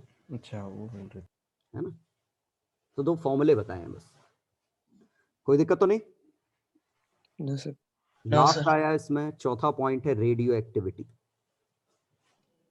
ये भी काफी पूछे जाना वाला पॉइंट है, और इसमें जनरली स्ट्रेट फॉरवर्ड क्वेश्चन ही आए हैं। फॉर्मूला याद रखना, और ये भी याद रखना एन है क्या, एक्टिव न्यूक्लियाई। पहले क्वेश्चन था ये। और dN by dt क्या है, एक्टिविटी या रेडियो एक्टिविटी। यूनिट क्या है, बैकरल। ऐसा यूनिट है बैकरल या डिसइंटीग्रेशन। बाकी याद रखने की जरूरत नहीं, वो क्वेश्चन में गिवन होंगे, ठीक है। हाँ, इसी में कुछ टर्म्स थे जैसे स्पेसिफिक एक्टिविटी, क्या चीज है ये? Per unit mass. Na से डिवाइड कर पर यूनिट मास पर ग्राम, है ना, हाँ, क्लियर? तो ये लैम्डा एन निकाल लो, और एन कितना है, Avogadro constant by molar mass. हाँ आ गया समझ में? जी सर। ठीक है सर मीन लाइफ 1/λ ही है ना? हाँ, मीन लाइफ टॉ, मीन लाइफ या एवरेज लाइफ, ये टॉ है जो कि 1/λ है। हाफ लाइफ टॉ log 2, ठीक है सर। एक 1/e भी होती है ना? 1/e कुछ नहीं होता, तो मीन लाइफ टॉ ही तो होता है। लाइफ यूनिट तो टॉ आएगी। इस समय ये वो टाइम है जब n से n 1/e होगा, वो वही कह रहा हूँ। हाँ। तो फैक्टर 1/e है, टाइम नहीं है 1/e। ओके ओके सुना नहीं है। वो तो t की वैल्यू टॉ रखोगे 1/e हो जाएगा, जी। ठीक। और इसमें डिके में दो ही स्पेशल डिके अब याद रखने हैं। स्पेशल डिके, कोई ए बी में कन्वर्ट हो रहा है, आर रेट से फॉर्म हो रहा है, और लैम्डा से डिके हो रहा है, क्लियर? और दूसरा आपको याद रखना है, ए साइमल्टेनियस डिके हो रहा है दो में, लैम्डा 1 लैम्डा 2। तो इसमें लैम्डा इक्विवेलेंट सेकंड में लैम्डा 1 प्लस लैम्डा 2 है, और यहां पे आपको वो फॉर्मूला निकालना पड़ेगा, एन ए किसी भी साइन पे इनिशियल प्लस चेंज, याद आया? 1 - e to the power -2। वो ग्राफ के स्टडी स्टेट वाला केस बनेगा, इसमें ऐसा बनेगा, क्लियर? इक्विलिब्रियम टाइप आ जाएगा। और ये r/λ होगी मैक्सिमम वैल्यू, याद आया? क्योंकि यहां dNA/dt की वैल्यू क्या होगी, r-λ n, यही होगी। तो स्टडी स्टेट में ये चीज 0 होगी, हाँ। Steady state value. सीरीज में अपना डिके हो रहा है क्या? ऊपर वाला फर्स्ट पॉइंट क्या था, सीरीज में डिके हो रहा है। सीरीज में और 0th रेट से फॉर्म हो रहा है, कांस्टेंट रेट से फॉर्म हो रहा है, और एक्सपोनेंशियली डिके हो रहा है, दोनों का कॉम्बिनेशन है। तो ये कैपेसिटर वाला क्वेश्चन हो गया, चार्जिंग ऑफ कैपेसिटर वाला। इस डिफरेंशियल को सॉल्व कर लो, सीधी बात है, सॉल्व दिस। क्लियर? जी सर। तो उसमें फॉर्मूला मत याद करो, हाँ स्टडी स्टेट वैल्यू याद कर सकते हो, r बाय लैम्डा, सिंपल सी बात है। मैं इसको वैसे ऐसे याद रखता हूं कि जैसे एक टैंक में पानी गिर रहा है, हालांकि इक्वेशन सेम नहीं बनेगी, यहां से पानी बाहर निकल रहा है, तो स्टडी स्टेट में क्या होगा, जिस रेट से गिर रहा है उसी रेट से बाहर है जी। वेलोसिटी बराबर नहीं होगी, a1 Rate. a1 a2 volume ये बराबर हो जाएंगे। बिल्कुल यही इसमें स्टडी स्टेट में जिस रेट से फॉर्म हो रहा है उसी रेट से डिके हो रहा है, तो टोटल रेट आंसर 0 आ जाएगा स्टडी स्टेट में। ईएमआई में कांस्टेंट फोर्स वाला केस हो गया ना, जो वही या कैपेसिटर में चार्जिंग वाला। हाँ। तो ये है न्यूक्लियर में, इतने क्वेश्चन आएंगे, ये सुपर सेट है उनका, न्यूक्लियर में जो क्वेश्चन आने वाले हैं। सर एक छोटी सी वो थोड़ा कैलकुलेशन के बता देंगे, मतलब एक बहुत माइन्यूट से एरर आ गया था उसमें। किसमें? जैसे सर एक रिकॉइल स्पीड पूछी थी उसमें, मैं एक्चुअली में क्वाड्रेटिक बनी थी तो मैंने इग्नोर मार दिया था v स्क्वायर वाला टर्म। हाँ। और जब उससे आंसर अप्रोक्सीमेटली सही आ रहा था, पर उसमें 1.67 और 1.6 को इक्वल मान लिया तो आंसर गलत आ गया। अरे यार तो वो तो फिर मेरे को ऐसा लग रहा था कि अगर मैं क्वाड्रेटिक में v स्क्वायर इग्नोर नहीं करता तो फिर और डिफरेंस आ जाता। मुझे पर्सनली भेजना हो, ठीक है? पक्का रेडियो एक्टिविटी याद है, ये करना है, ठीक है? हाँ सर। मेरे प्लान में एक और चैप्टर था शायद, EM वेव्स नहीं था, पहला मैंने प्लान बनाया था, 3 हो गए ना, एक और कोई चैप्टर था, ऐसे नहीं था। इसमें जो ज्यादा आया होगा, इस टेस्ट में ज्यादा आया होगा वो रोटेशन ज्यादा कहाँ आया? इलेक्ट्रॉनिक्स देखो एसएचएम ज्यादा आया, वेव्स इलेक्ट्रॉनिक्स आया। सर सेमीकंडक्टर पर्सन होगा, और ये सब ट्रांजिस्टर सब परसों EM वेव्स और ले लीजिएगा। मैग्नेटिज्म, ये बिल्कुल सही कहा, मैग्नेटिक्स, ये था टॉपिक चौथा। अगली क्लास के नेक्स्ट टॉपिक्स जो है ना, नेक्स्ट जो मैं परसों डिस्कशन कराऊंगा ऐसे ही, इसमें होगा सेमीकंडक्टर एंड इलेक्ट्रॉनिक्स। तो फिर शीट भी दे देना सर इसके ऊपर। हाँ इसकी शीट भी दूंगा। सेमीकंडक्टर्स और शायद EMI AC ऐसा कुछ है। सेमीकंडक्टर पक्का है अगले में, सेमीकंडक्टर कम्युनिकेशन मोहमाया ये है। सर EM वेव्स भी कवर कर लीजिएगा एक में। हाँ वो एनसीईआरटी क्वेश्चन बना के दे देना, उसमें वो गंदे पूछ लेते हैं। किसमें? सुनो, एनसीईआरटी सिर्फ इस टॉपिक में थोड़ी सी एनसीईआरटी रीड करनी है, मैं अभी इंस्ट्रक्शन दे दूंगा कौन कौन से पेज मैग्नेटिक्स में, बस वैसे जरूरत सेमीकंडक्टर के भी सर उन्होंने लाइन पकड़ ली थी बीच बीच में, एनसीईआरटी के एक उस पे बना दिया था, वो मैं बता दूंगा, टेंशन मत लो। चलो हाँ, मैग्नेटिक्स में अपन को क्या करना था, हाँ मैग्नेटिक्स में एक तो ये बार मैग्नेट का मैग्नेटिक मोमेंट, तो मैग्नेटिक मोमेंट है pole strength into length, clear, एक फॉर्मूला। दूसरा कि अगर बार मैग्नेट का शेप कुछ तो भी हो जाए, ऐसा था ये, तो इसका m वेक्टर लिखेंगे तो ये L1 L2, तो small m L1 I cap, small m L2 J cap, clear? जी सर। और अगर इसी में बार मैग्नेट ऐसी हो जाती तो इसका cap magnetic moment small m into 2r I cap, ठीक है? सर वो पाई है कि मल्टीप्लाई है? मल्टीप्लाई। अच्छा, ये लेंथ है, ये डायरेक्ट, इवन ये भी डायरेक्ट ही लिखी है, जरा इनको m कॉमन लो, इसमें पोल स्ट्रेंथ कॉमन लो, L1 I cap plus L2 J cap, resultant ही है, वही बन मॉड जाएगा। लेते तो L स्क्वायर। फिर नॉर्थ के बीच में क्या आ गया, साउथ नॉर्थ के बीच में होता है ना? अरे वो एरो उल्टे बनेंगे, साउथ नॉर्थ, हाँ सही है।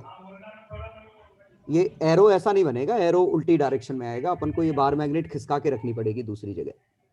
हाँ वो बीच में से काट देते थे जैसे रिजल्टेंट जैसा होता इस था, वाले को उठा के यहाँ रख दो, हाँ तो ये ऐसे बन जाएगा, समझ गया ना? जी सर। ठीक है, ऐसे, तो ऐसा आएगा वेक्टर कुछ। चलो ये आया समझ में पहला बार मैग्नेट के कैलकुलेशन। जी सर। दूसरा इनका मैग्नेटिक फील्ड कैसे कैलकुलेट करेंगे, तो वो डाइपोल वाले फॉर्मूले। वैसे आपको सिर्फ यही दो पूछे जाएंगे, तो इसके parallel 0/4 pi 2m/r3, anti parallel M by R M by R cube. m by r cube और थीटा में कंपोनेंट ले लेना इन केस अगर Cos पूछा जाए तो एक इधर है ना, cos theta थीटा और sin साइन theta। थीटा वाले, ठीक है hypothetical है ना। जी सर। चलो तीसरा पॉइंट इसी में था,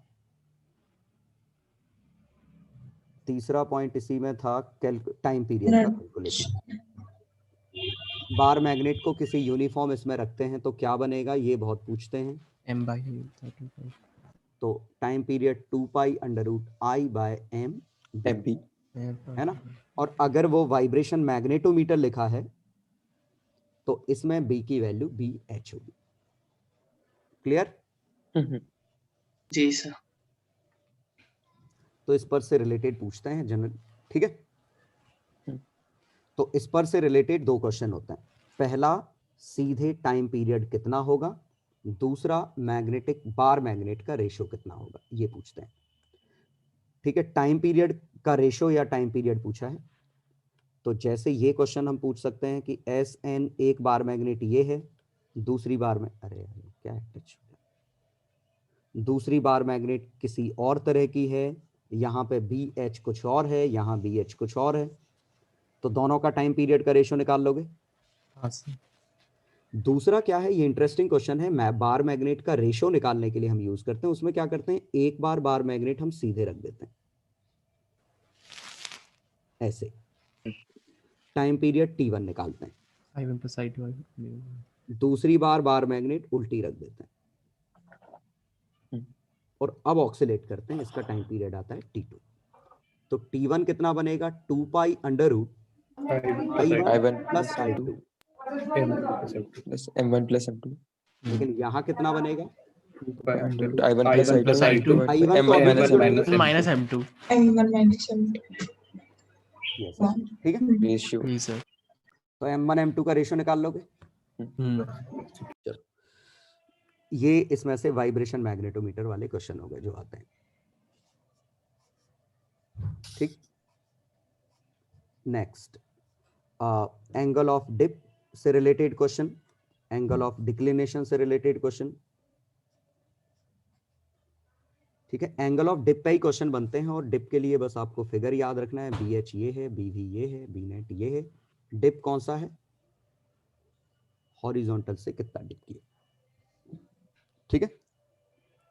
डिक्लिनेशन का बस ये आएगा कि अगर एंगल ऑफ डिक्लिनेशन दे रखा है तो B H effective is equal to B H cos theta, ये ले लेंगे हम, बस ये आ जाएगा। डिक्लिनेशन दे रखा है तो वैसे देखा नहीं मैंने आज तक क्वेश्चन होते हुए। सर एक बार ये समझा दीजिए डिक्लिनेशन वाला। डिक्लिनेशन ये है कि असली प्लेन ये है और हम किसी और प्लेन में अपना कंपास रखे हुए हैं, हमने इस प्लेन में कंपास रखा हुआ है, ठीक है। तो सोचो कि इधर हमारा इधर हमारा बी एच है, सिलेक्ट हो जा, ये हमारा बी एच है, क्लियर। लेकिन कंपास तुम्हारा जो मैग्नेट है वो इस प्लेन में ऑक्सीलेट कर रही है, तो बी इस प्लेन में, तो इसमें टाइम पीरियड निकालेंगे तो 2 pi under root I by M B H आएगा। लेकिन बी एच का एक कंपोनेंट ही रोल प्ले करेगा। जी से समझ गया। बी एच का कॉस थीटा, और बी एच खुद बी वी का कॉस डेल है, बी नेट का कॉस डेल है, ये तो अलग चीज है ही। B net cos alpha cos del आ जाएगा, है उसके भी परपेंडिकुलर में। तो मतलब हम अगर किसी और प्लेन में देखो, वर्टिकल का तो रोल है नहीं कहीं टाइम पीरियड में, दोनों के परपेंडिकुलर, हॉरिजॉन्टल का रोल है, और हॉरिजॉन्टल भी हमने गलत डायरेक्शन में रख दिया तो हॉरिजॉन्टल का भी एक कंपोनेंट आएगा फिर, ठीक है। जी सर। ये होता है डिक्लिनेशन। हो गया जी सर। मैग्नेटिक मटेरियल है, अब बस मैग्नेटिक मटेरियल, तो इसमें H क्या है हमारा, H वाले क्वेश्चन जितने मैंने देखे हैं ना, सोलेनॉइड वाले ही देखे। दरअसल ये मीडियम पे इंडिपेंडेंट है, H है इंडिपेंडेंट ऑफ मीडियम। ठीक है। इवन जैसे μ0/4 पाई, जैसे ये करंट कैरिंग वायर है, इसका पूछा है यहाँ पे H कितना होगा, तो 1/4 पाई 2I/R। आ गया समझ में क्या है? सिक म्यू रिलेटिव वाला टर्म नहीं आएगा ऊपर की तरफ? μ0 खा गए हम, H में कुछ नहीं, रोल नहीं है। अच्छा, जो नीचे डिवाइड मार रहा है उसमें भी एक म्यू रिलेटिव का डिवाइड मार रहा है? ऊपर भी आएगा नीचे भी आएगा, कट जाएगा। Okay okay. तो H समझ में आया क्या चीज है? जी। जो μ0 टर्म है वो खा जाओ, तो ये इंडिपेंडेंट ऑफ मीडियम ये प्रॉपर्टी, ठीक है। तो ये दरअसल प्रॉपर्टी ऑफ सोर्स ओनली है, मीडियम का रोल नहीं है, ठीक है। मीडियम का रोल किसमें आएगा? इसमें। अब now this is the property of medium, और बेहतर है मैं लिखूं प्रॉपर्टी ऑफ मीडियम, इसमें कौन सी है? ये मीडियम, ये सोर्स की प्रॉपर्टी है, तो कंबाइंड ये आई क्या है हमारा? Property of source and medium both. Clear? हाँ सर। ये आ गया, मिटा दूं? Yes sir. ठीक है। H का नाम और नाम मत भूलना, H है मैग्नेटाइजिंग इंटेंसिटी।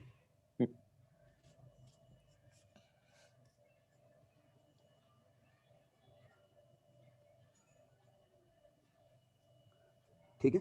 और I है इंटेंसिटी ऑफ मैग्नेटाइजेशन।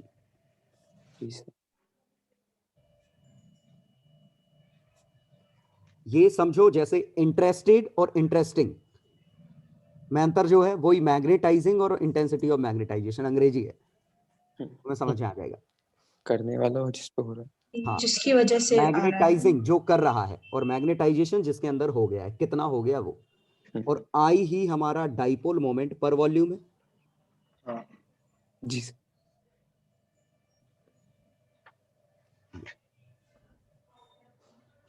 छाप डाला? Yes sir.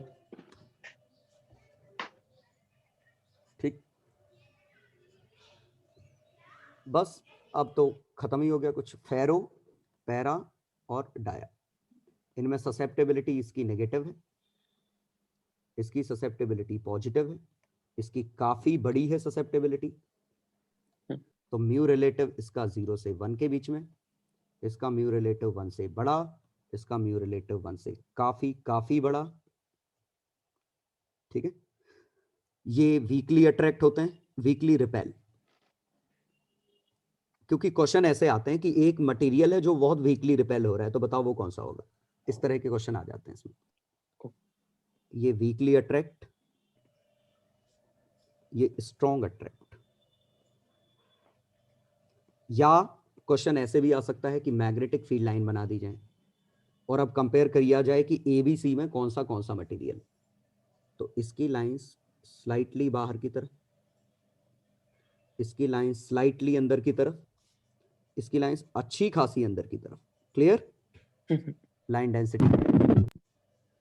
और लास्ट ससेप्टेबिलिटी, इसका टेम्परेचर पे ये ऑलमोस्ट डिपेंड ही नहीं करता, इसकी ससेप्टेबिलिटी टेम्परेचर पे 1/T होती है, डिपेंड करती है। और इसकी ससेप्टेबिलिटी 1/T - Tc। हाँ, इसकी ससेप्टेबिलिटी स्पेशल केस है, एक T क्रिटिकल पॉइंट है, क्यूरी पॉइंट, मतलब उस क्यूरी पे इसकी ससेप्टेबिलिटी एब्रप्टली गिर जाती है, पैरा बन जाता है। सुनो, ये अलग से फॉर्मूला जो लिख रहे हो ना T - Tc, ये अपने आप ही पैरामैग्नेटिक का ही फॉर्मूला है। ये तब का है जब ये पैरामैग्नेटिक में कन्वर्ट हो गया। तो फेरो में सिर्फ ये ध्यान रखना है कि ये क्यूरी टेम्परेचर है जिस पे ये मर जाएगा, मैग्नेटिज्म लूज कर देगा। ठीक है, चलो याद आ गया सब कुछ? जी सर। फर्मी टेम्परेचर की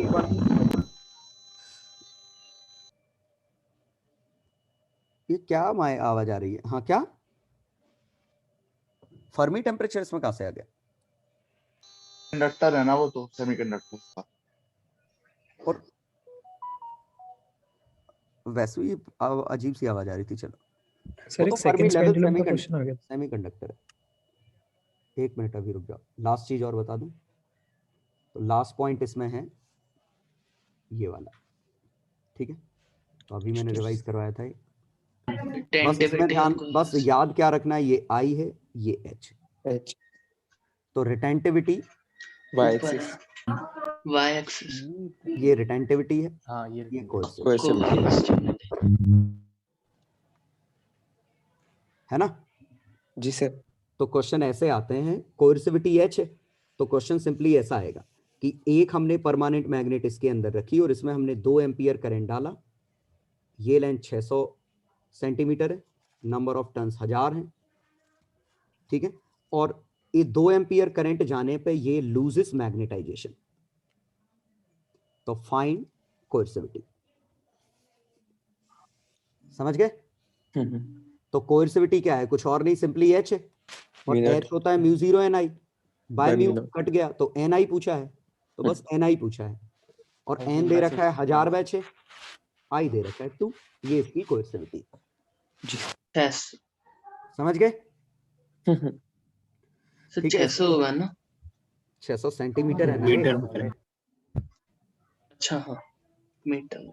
आ गया समझ में? और दूसरा क्वेश्चन आएगा जैसे रिटेंटिविटी पे बेस्ड क्वेश्चन, ऐसा आएगा रिटेंटिविटी पे, ये लूजिस मैग्नेटिज्म ना लिख के इसमें लिखा होगा इस मटेरियल की ससेप्टिबिलिटी दी होगी मान लो 50, और इसका वॉल्यूम दिया होगा 10 सेंटीमीटर क्यूब, तो पूछा होगा फाइंड डाइपोल मोमेंट इंड्यूस्ड। समझ गए? तो हम पहले आई निकालेंगे, दिस टाइम्स एच होगी, एच क्या होगी एन आई, और डाइपोल मोमेंट क्या है आई इंटू वॉल्यूम।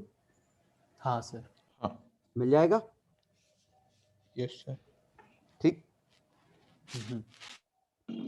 हाँ, और लास्ट वही पुराना रिपीट कर देता हूं, सॉफ्ट आयरन कोर, मतलब ये जो हम काय के लिए 3 चीजों में यूज करेंगे इसमें। हाँ, एक परमानेंट मैग्नेट में यूज करेंगे इसको, ये स्कूल में बहुत पूछते हैं, परमानेंट मैग्नेट में, इलेक्ट्रोमैग्नेट में, और ट्रांसफार्मर में। तो परमानेंट मैग्नेट में क्या चाहिए? दोनों हाई होने चाहिए, सी हाई आर हाई। इलेक्ट्रोमैग्नेट में दोनों लो, हाँ इसमें दोनों लो, और एक और चीज चाहिए खास बात इसमें, एरिया भी कम है। हाँ, वो अपने आप एरिया इसी के अंदर आ गया, चलो एरिया लेस लो, area small, relative permeability high. सोचो कि हम चाहेंगे पूरी की पूरी फील्ड लिंक हो जाए, ठीक है? ओके, चलो, तो आज के लिए 4 टॉपिक थे, मैं कुछ शीट शेयर करूंगा, उन शीट में 5-5, 6-6 क्वेश्चन होंगे, उनकी प्रैक्टिस कर लेना। ओके सर, है ना? होंगे ज्यादा, लेकिन मैं जो मार्क करूंगा वही क्वेश्चन करना, बाकी सब्जेक्ट पढ़ लो। तो फिजिक्स का आज का काम हो गया, ऐसे ही परसों 4-5 टॉपिक लूंगा, तो रिवीजन हो जाएगा इससे। जिंदल सर की क्लास भी हुई थी कल। तिवारी से बता दी कि डायमैग्नेटिक वेट यूज कर देते एक्सटर्नल फील्ड। क्या डायमैग्नेटिज्म वेट लूज कर देता है, कल तिवारी से बता रहे, तो फिजिक्स का लग रहा था थोड़ा। डायमैग्नेटिज्म क्या लूज कर देता है? वेट लॉस कर देता। डायमैग्नेटिक मटेरियल मैग्नेटिक फील्ड के अंदर वेट कम हो जाता है उसका। वेट कम हो जाता है? नहीं हाँ, ऐसा तिवारी से बोला। अरे अरे अरे, सुन सुन सुन सुन, वो सर ने कुछ बताया, तुमने कुछ ले लिया, बता रहा हूँ क्या बताया सर ने। ग्रेविटी नहीं नहीं नहीं, हाँ एक मिनट, सर ने सीधा ये बताया है, ये डायमैग्नेटिक मटेरियल है, स्प्रिंग बैलेंस है, इसमें मैग्नेटिक फील्ड लगाओ तो ये रिपेल करेगा। समझ गए ना? हाँ हाँ, वही चीज यही बोला था बताया उनने, ठीक है? क्वेश्चन में कुछ नहीं दिया था, लेकिन क्वेश्चन में तो उन्होंने वो कंपाउंड दे रखे थे बस। असली में थोड़ी वेट लूज कर जाएगा, असली में वो मास कहाँ जाएगा? लिखा था सर वेट लूज होता है, मास नहीं सर, वेट लिखा तो यही था। वेट बोला था, बट शायद वो लोग एपेरेंट वेट की बात कर रहे थे। एपेरेंट वेट होगा, यही केस होगा शायद। हाँ, तिवारी सर जैसे बोल रहे थे वही लग रहा था एपेरेंट वेट। तो पूछा नहीं कैसे? मैग्नेटिक फील्ड क्यों? किसी और ने लिखा था उसमें। मैंने पूछा था सर, वो कह रहे थे कि नहीं वो कुछ फिजिक्स का लॉजिक है, उसको छोड़ दो, रट लो बस। बस वो लास्ट वाली बात सही समझ में आई, लास्ट वाली बात सही तो छोड़ दो। सर आप वो माइक्रोस्कोप भी बता रहे थे, वो बता दीजिए क्या कह रहे थे आप सर। माइक्रोस्कोप मैं लेने वाला था शायद, कब? माइक्रोस्कोप में वैसे ठीक है, अभी तो रिवीजन करवाया था मैंने। माइक्रोस्कोप में मैं ये कह रहा था कि रे डायग्राम याद रखो, ऐसा होता है,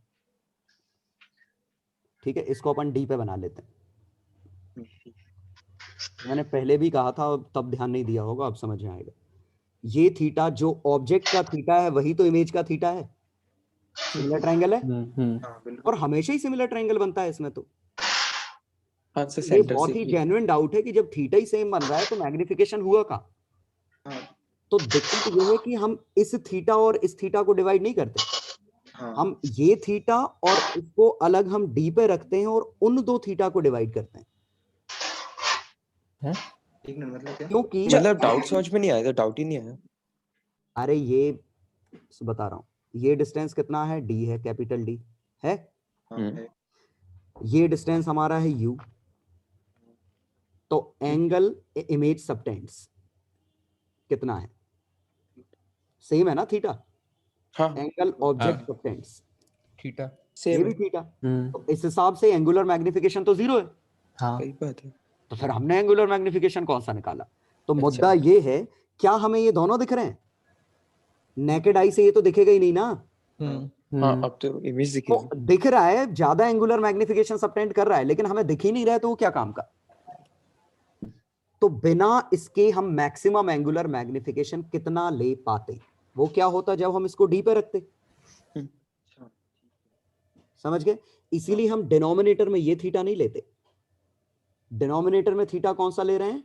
angle object subtends at eye kept at D, when kept at D, मतलब मैक्सिमम पॉसिबल आप कितना ले सकते हो। तो डी के अंदर रखोगे तो दिखेगा ही नहीं। हाँ हाँ मतलब बिना डिवाइस यूज करके हम डी तक रख पा रहे हैं, डिवाइस यूज किया तो अंदर रख पा रहे हैं। तो आप चाहो तो उसी को h by u by H by D भी लिख सकते हो। यही डी बाय यू है और यही 1 प्लस डी बाय एफ है। जी समझ गए? आगे से। तो मतलब अगर कंपेयर किया जाए तो असली हाइट तो वही है इसकी। हमने बढ़ा क्या लिया? एंगल। एंगल बढ़ा लिया, फिर भी साफ दिख रहा है। तो वो जो असर्शन रीजन का क्वेश्चन था, जो ग्रुप पे भी डाला होगा शायद मैंने, वो असर्शन रीजन के क्वेश्चन में यही लिखा था कि इन दोनों का एंगल सेम होता है। बिल्कुल सही है, सेम है, लेकिन हम मैग्निफिकेशन में इनका रेशो ले ही नहीं रहे ना। रेशो हम किसी और चीज का ले रहे हैं, इस एंगल का और नेकेड आई पे एंगल का, उनका रेशो ले रहे हैं। अब आया समझ में? ये सर अब आ गया। जी सर। और ग्रुप पे मैं जो भेजता हूँ पढ़ते रहा करो। सर वो आपने कहा था सर कि अगर किसी थीटा पे सर अगर इंटरफेरेंस पे आ रही हो सर लाइट पे सर, तो म्यू का रोल आएगा सर, तो वो कैसे आएगा सर? मतलब जिस मीडियम से आ रही है। अरे यार, यहाँ से ये एक्स्ट्रा पाथ डिफरेंस जो लोगे, ये अल्फा है तो ये डी अल्फा आएगा। हाँ।